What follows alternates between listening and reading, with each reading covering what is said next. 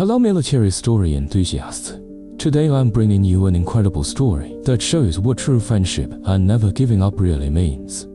This is the story of veteran Bobby Mitchell, who at age 72 undertook one final mission for a friend lost in the 1968 Vietnam War. This story will show you that true brotherhood never ends, and some promises are stronger than death itself. If you enjoy military stories and don't want to miss content like this, don't forget to subscribe to my channel and turn on notifications. Now let's begin. A tattoo on an arm, a 55-year-old secret. Robert Bobby Mitchell, 72 years old, started each day with the same routine. He would sit on the porch of his wooden house in the small town of Millfield, Ohio, sipping his hot coffee while watching the sunrise. He would look at the faded tattoo on his left arm, remembering his old friend, the small shamrock beneath the Semper Fi inscription, a tattoo he had gotten with Mickey O'Connor in Saigon 55 years ago. That November morning had started like any other, until the mailman knocked on his door. "Mr. Mitchell, you have express mail," said young postman Tom, extending the envelope. When Bobby took the envelope, he noticed his hands were trembling. It was from Boston, Massachusetts. Sender, Sarah O'Connor, Williams, Mickey's daughter. Bobby went inside, put on his glasses, and opened the envelope. A letter and several photographs fell out. "Dear Mr. Mitchell, I know you knew my father, Michael O'Connor. He always talked about you, Bobby Mitchell," he would say. "He called you his closest friend.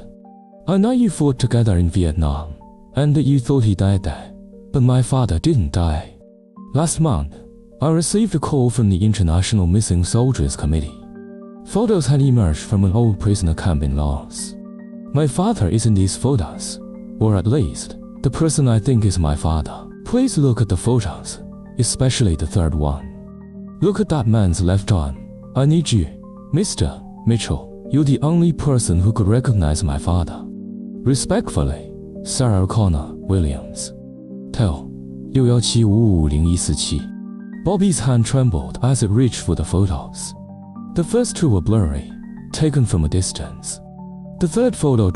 Bobby's breath caught. A man in his 70s, very thin, white hair but still military posture. And on his left arm, old but still visible tattoo, Semper Fi with a shamrock beneath it. Bobby dropped the photo, placed his hand on his heart.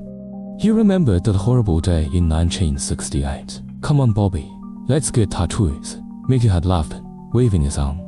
"If we make it out of here alive, we'll remember this." In the small tattoo shop in Saigon, they had both chosen the same tattoo. The shamrock for Mickey's Irish heritage, Semper Fi because they were both Marines. "We're both going home, buddy," Mickey had said as he felt the needle's pain. "This tattoo is proof of that." 3 days later, everything changed in that damned ambush in the Mekong Delta. Charlie had attacked from all sides.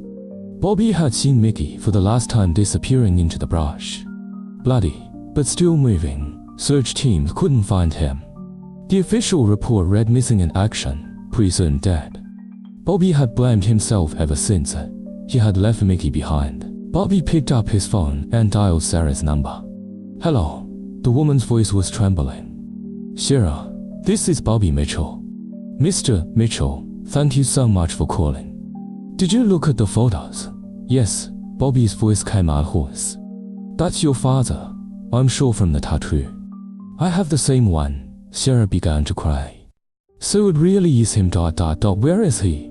"Mr. Mitchell, you mentioned Laos in your letter." "Which city?" "Savannakot. There was an old park camp there. Now it's apparently used like a nursing home for the elderly. But the old prisoners staying there can't leave even if they want to. Because they have no one." Bobby had made his decision. "Sarah, I'm going." "What? No, Mr. Mitchell, your age ... "I'm 72, but I can still stand straight. Would Mickey leave me behind? Never. But this could be very dangerous. The Laos government ... The Laos government doesn't care about us, but they like bribes. I have money." That day Bobby did 3 things. He called his doctor, Dr. Hansen, and requested extra heart medication, called his old military contact Colonel Jenkins, and bought a plane ticket. 3 days later Bobby was in Bangkok. During the flight to Vientiane, he had experienced chest pains, but recovered thanks to his medication. His aging body was protesting, but his spirit burned with determination to find Mickey. The Laotian guide who met him in Vientiane, Vanessavan, was a middle-aged man who could speak English. "Mr. Mitchell, the man you're looking for is really dead, but the camp director wants money." "How much?" $10,000, American dollars. Bobby touched the envelope in his pocket. He had brought $15,000. "Okay, but I need to see him first." The old prison camp in Savannakot was in better condition than Bobby had expected. The area that was once surrounded by barbed wire now looked like a simple facility where elderly men lived. But Bobby knew that the men here were actually prisoners, just in a prison of old age and being forgotten. Camp Director Samchai, in his 40s, greeted Bobby with a broad smile. "American, welcome, your friend is here." "Yes, but very sick, maybe too late." Bobby's heart began beating rapidly. "I want to see him, of course. But first, we have things to discuss. After the money conversation, Samchai led him to a small barracks behind the camp. Inside, a very thin man was lying on a wooden bed. White hair, sunken face, but Bobby recognized him. "Mickey O'Connor." "Mickey." Bobby approached the bed, surprised his voice wouldn't come out. The old man opened his eyes, first blurry, then focused. When he saw Bobby, his eyes filled with tears. "Bobby, is this real?" "Yes, buddy, it's me." Bobby placed his hand on Mickey's. "I came to take you home." Mickey began to cry. Bobby 55 years. "I've been waiting for you for 55 years. I remembered you every day too, Mickey, every day." Mickey raised his left arm, showing his faded tattoo. "Look, Bobby, it's still here. That means we made it out." Bobby showed his own tattoo. "Both of us." That night, speaking with Vanessavan, Bobby learned the truth. "Mr. Mitchell, Samchai is lying. After taking the money, he won't let you go. You will stay here too." "What do you mean?" "This camp is not official. This place is for forgotten prisoners. No one knows. No one investigates. If they know you came, it will be a problem for them." Bobby's military training kicked in. "What are our options? We must escape at night." "But your friend is very weak. He cannot walk." "I'll carry him." Vanessavan looked doubtfully at 72-year-old Bobby. "Are you sure?" "Yes." "What's the plan?" At midnight, while the camp guards were sleeping, they made their move. Bobby tried to carry Mickey on his back, but his aging body protested. His heart was beating wildly. "Bobby, leave me," Mickey whispered. "Save yourself." "No, I left you 55 years ago. Never again." Bobby took his medication, breathed deeply, and lifted Mickey onto his shoulder. Using techniques he had learned in Vietnam, he walked out of the camp with slow but determined steps. They had half an hour left to reach where Vanessavan was waiting with the car when Bobby felt severe pain in his chest. A heart attack was coming. "Mickey," he said breathlessly, "I'm very tired." "Bobby, please. We're so close now."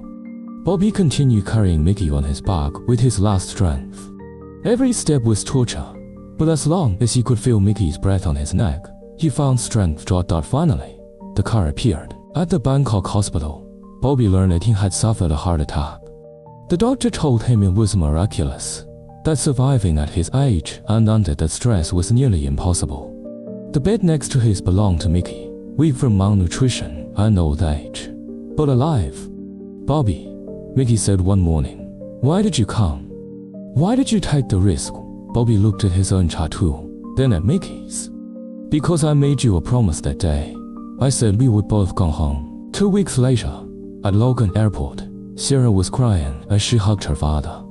Mickey's grandson Jack was meeting his grandfather for the first time. Bobby stood a little distance away, watching this reunion. "Mr. Mitchell," Sarah ran and hugged him. "I don't know how to thank you." "No need, Sarah. I just kept my word." Mickey approached Bobby in his wheelchair. "Bobby, it's 55 years late, but we came home." Bobby smiled, squeezing his friend's hand. "Yes, Mickey, we finally came home." 6 months later, Bobby and Mickey were meeting every week. Bobby had moved from Ohio to Boston, buying a small house near Mickey's family. Every week they would meet at the Veterans Affairs coffee shop, talking about old times. The tattoos on both their left arms were now not just memories, but proof of a promise kept, semper fi, always faithful. One day Mickey had asked Bobby, "Do you ever regret coming? You almost died." Bobby had taken a sip of his coffee and smiled. "Mickey, some promises are stronger than death. You're my brother, you never leave your brother behind." And so, two old soldiers had kept the promise they made in their youth. The friendship that began on the muddy roads of Vietnam continued on the peaceful streets of Boston. Some wars end, but true friendships never end. And so ends Bobby Mitchell's incredible story. A veteran's determination to keep his word after 55 years once again showed us the power of true friendship. If you enjoyed this story, don't forget to hit the like button. That's what motivates me the most. And of course, don't forget to subscribe to my channel for more military stories.